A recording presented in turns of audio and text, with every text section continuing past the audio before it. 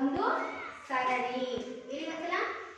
Computer ಜಾಲತಾಣಗಳ ಸರಣಿ. ಈಗ ಅಂತರ್ಜಾಲದಲ್ಲಿ ಮಾಹಿತಿ ಹುಡುಕುವ ಬಗ್ಗೆ ಒಂದು ಸರಣಿ ಚಿತ್ರ ಇದೆ. ಆ ಚಿತ್ರಗಳನ್ನು ನೀವೀಗ ಸರಿ ಹೊಂದಿಸ್ಬೇಕು. ಯಾರು ಹೊಂದಿಸ್ತೀರಾ? ಹೌದಾ? ಬನ್ನಿ, ಇಲ್ಲಿ ಸರಣಿ ಚಿತ್ರ ಇದೆ, ಒಂದ್ಸಪ್ಪ ಹೇಳ್ಕೊಂಡು ಹೊಂದಿಸು. ಅಂತ ಗೂಗಲ್ ಅಂತ ಒಂದು, ಸರ್ಚ್ ಬಾರ್ ಅಂತ ಎರಡು, ಅಂತರ್ಜಾಲ ಸುದ್ದಿ ಅಂತ ಮೂರು. ಓಕೆ, ಇನ್ನೊಂದ್ಸಲ ಹೇಳು. ಗೂಗಲ್ ಅಂತ ಒಂದು, ಸರ್ಚ್ ಬಾರ್ ಅಂತ ಎರಡು, ಅಂತರ್ಜಾಲ ಸುದ್ದಿ ಅಂತ ಮೂರು. Okay, good. ಚೆನ್ನಾಗಿ ಹೊಂದಿಸಿದ್ಲು ಕಣೋ. ಅಂತರ್ಜಾಲದ ಸರಣಿ ಚಿತ್ರಗಳನ್ನ ಭಾಳ ಚೆನ್ನಾಗಿ ಹೊಂದಿಸಿದ್ರು. ಹೋಗಪ್ಪ. ನೆಕ್ಸ್ಟ್, ಈಗ ಇದನ್ನೆಯ ನೈಜವಾಗಿ ಯಾವ ಮೂಲಕ ನೈಜವಾಗಿ ಹೊಂದಿಸ್ತಾ ಇದ್ದಾಳೆ. ಯಾರು ಹೊಂದಿಸ್ತೀರಾ? ಎಲ್ಲರೂ ಹೊಂದಿಸ್ತೀರಾ? ಹೌದಾ? ಓಕೆ, ಪಾಪ ವಿಜಯಲಕ್ಷ್ಮಿ ಟ್ಯಾಪ್ ತಗೋಯ್ದ ಹೊಂದಿಸು.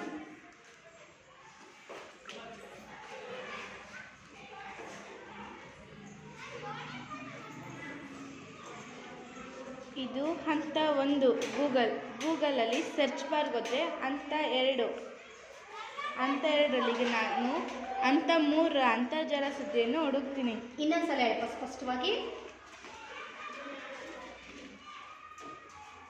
ಹಂತ 1 ಗೂಗಲ್ಗೆ ಹೋದರೆ ಹಂತ 2 ಸರ್ಚ್ ಬಾರ್ ಸಿಗುತ್ತೆ.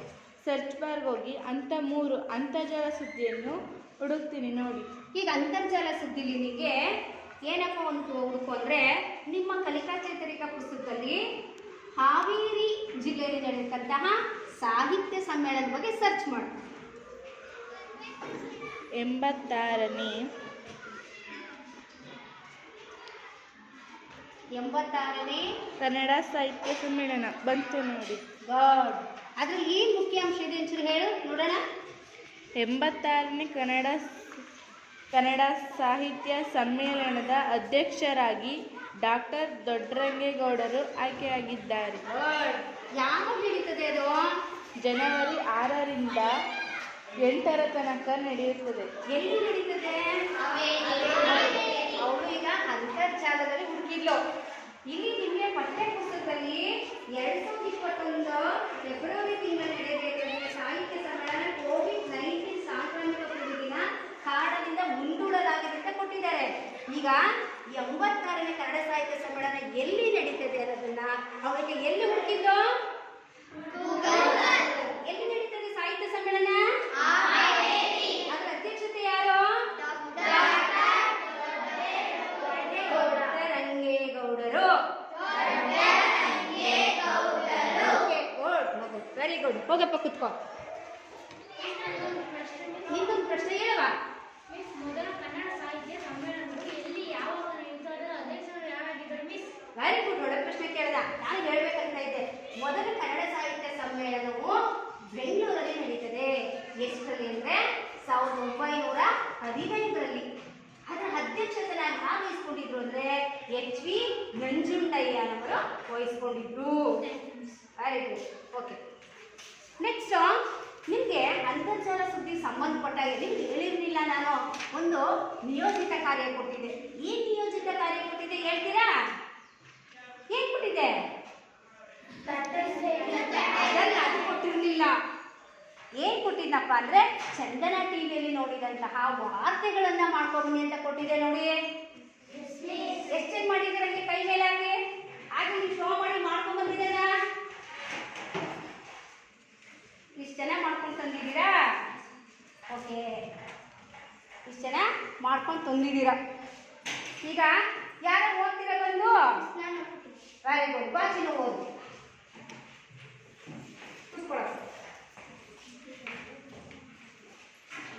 ಓದಪ್ಪ ನೀವು ಓದು. Very good. ಕರೆಕ್ಟಾಗಿ ಹಾಂ ಓದು ಚೀರು. ಚಂದನ ಟಿವಿಯ ವಾರ್ತೆಗಳು ಓದುತ್ತಿರುವವರು ಸಹಿನಾ ಬಾನು. ನಮಸ್ಕಾರ. ಮುಖ್ಯಾಂಶಗಳು. ಆರ್ಥಿಕ ಆರ್ಥಿಕ ದುರ್ಬಲ ವರ್ಗದವರಿಗೆ 10% ಮೀಸಲಾತಿ. 3:2 ಅನುಪಾತದಲ್ಲಿ ಸುಪ್ರೀಂ ಕೋರ್ಟ್ ತೀರ್ಪು. ಜಿ ಒಕ್ಕೂಟಕ್ಕೆ ಭಾರತದ ಅಧ್ಯಕ್ಷತೆ. ನಾಳೆ ಪ್ರಧಾನಿಯವರಿಂದ ವೆಬ್ಸೈಟ್ ಧ್ಯೇಯವಾಕ್ಯ ಅನಾವರಣ. ನಾಗರಿಕ ರಕ್ಷಣಾ ಪಡೆಗಳ ಯೋಧರಿಗೆ ಪ್ರಶಸ್ತಿ ಪ್ರದಾನ. ತುರ್ತು ಸಂದರ್ಭಗಳಲ್ಲಿನ ಸೇವೆ ಅನುಕರಣೀಯ. ರಾಜ್ಯಪಾಲ ತಾವರ್ ಚಂದ್ ಗೆಹ್ಲೋಟ್. 20 ಲಕ್ಷಕ್ಕೂ ಅಧಿಕ ಕುಟುಂಬಗಳಿಗೆ ವಿದ್ಯಾನಿಧಿ ಸೌಲಭ್ಯ. ಸಮಗ್ರ ಅಭಿವೃದ್ಧಿಗೆ ಬದ್ಧ ಬಸವರಾಜ ಬೊಮ್ಮಾಯಿ. ಸತ್ಯ, ಸಮರ್ಥ, ಸಂಪೂರ್ಣ ಸುದ್ದಿಗಳಿಗೆ ವೀಕ್ಷಿಸಿ ಚಂದನ ವಾರ್ತೆಗಳು. ವೆರಿ ಗುಡ್, ವೆರಿ ಗುಡ್, ಚೆನ್ನಾಗಿ ಬರೀ. ಈಗ ನಾಳೆಗೆ ಕೊಡ್ತಕ್ಕಂಥದ್ದು ಎರಡನೇ ನಿಯೋಜಿತ ಕಾರ್ಯ. ಎರಡನೇ ನಿಯೋಜಿತ ಕಾರ್ಯ ಏನಪ್ಪ ಇದೆ ಅಂದರೆ ಅದು ಕೂಡ ಅಂತರ್ಜಾಲಕ್ಕೆ ಸಂಬಂಧಿಸಿದಂತಹ ಒಂದು ಸುದ್ದಿ. ಅಂತರ್ಜಾಲಕ್ಕೆ ಸಂಬಂಧಿಸಿದ ಸುದ್ದಿ ಸಂಗ್ರಹ ಏನಂದ್ರೆ ನೀವು ಹೇಳ್ತಿದ್ರಲ್ಲ ಥಟ್ಟಂತ ಹೇಳಿ ಕಾರ್ಯಕ್ರಮ, ಅದ್ರ ಬಗ್ಗೆ ಕೊಡ್ತಾ ಇದ್ದೀನಿ. ಥಟ್ಟಂತ ಹೇಳಿ ಕಾರ್ಯಕ್ರಮ ಪ್ರಸಾರವಾಗ್ತಕ್ಕಂಥ ಚಾನಲ್ ಯಾವುದು? ಸಮಯ 9:30ಕ್ಕೆ. ಮರುಪ್ರಸಾರ ಬೆಳಗ್ಗೆ 11 ಗಂಟೆಗೆ ಆಗುತ್ತೆ. ಅಲ್ಲಿ ನಡೆಸ್ಕೊಡ್ತಕ್ಕಂತಹ ತಟ್ಟಂತೇಳಿ ಕಾರ್ಯಕ್ರಮ ನಿರೂಪಕರ ಹೆಸರು, ಪರಿಚಯಿಸಿದ ಪುಸ್ತಕಗಳ ಹೆಸರು, ಲೇಖಕರ ಅಥವಾ ಕವಿಗಳ ಹೆಸರು, ಅಲ್ಲಿ ಬರ್ತಕ್ಕಂತಹ ಗಾದೆ ಮಾತು ಏನು, ಒಗಟು ಏನು, ವಾಕ್ಯ ಸರಿಪಡಿಸಿ ಅಥವಾ ಅಕ್ಷರಗಳನ್ನು ಸರಿಯಾಗಿ ಜೋಡಿಸಿ ಮತ್ತು ಬಿಟ್ಟ ಅಕ್ಷರಗಳನ್ನು ತುಂಬಿ ಬರೆಯಿರಿ. ಇನ್ನೊಂದು ಬರುತ್ತೆ ಪದ ಮತ್ತು ಅದರ ಅರ್ಥ ಅಥವಾ ಪದಬಂಧವನ್ನು ಪೂರ್ಣಗೊಳಿಸಿ ಅಂತ ಕನ್ನಡಕ್ಕೆ ಸಂಬಂಧಪಟ್ಟ ಹಾಗೆ ಬರುತ್ತೆ. ಎಲ್ಲ ವಿಷಯಗಳಿಗೂ ಬರುತ್ತೆ. ಎಲ್ಲ ವಿಷಯಕ್ಕೂ ಬರೀರಿ, ಆಯಾ ವಿಷಯ ಶಿಕ್ಷಕರಿಗೆ ನೀವು ತೋರಿಸಿ. ಆದರೆ ಕನ್ನಡದಲ್ಲಿ ವಿಶೇಷವಾಗಿ ಇಷ್ಟು ಬರ್ತದೆ, ಪದಬಂಧ ಬರುತ್ತೆ, ಒಗಟು ಬರುತ್ತೆ, ಗಾದೆ ಬರುತ್ತೆ. ಇದನ್ನೆಲ್ಲ ನೀವೇನು ಮಾಡಬೇಕು, ನಾನೀಗ ತೋರಿಸ್ತಾ ಇದ್ದೀನಲ್ಲ ಈ ಫಾರಂ ಡಿಸೈನ್ ಮಾಡಿರೋದು ಇದೇ ರೀತಿ ಬರ್ಕೊಂಡು ನಾಳೆ ನೀವು ತಗೊಂಡು ಬರಬೇಕು. ಆಯಿತಾ? ಏಕೆಂದರೆ ಇದರಿಂದ ನಿಮಗೆ ವ್ಯಾಕರಣ ಮಾಹಿತಿ ಸಿಗುತ್ತೆ, ಪುಸ್ತಕಗಳ ಪರಿಚಯ ಆಗುತ್ತೆ. ಓಕೆನಾ? ಈಗ ಮಾಡ್ತೀರಾ? ಹಿಂಗೆ ಮಾಡ್ಕೊಂಬರ್ತೀರಾ? ಸಾಲ ಪಡ್ಕೋಬೇಕು. Okay, thank you.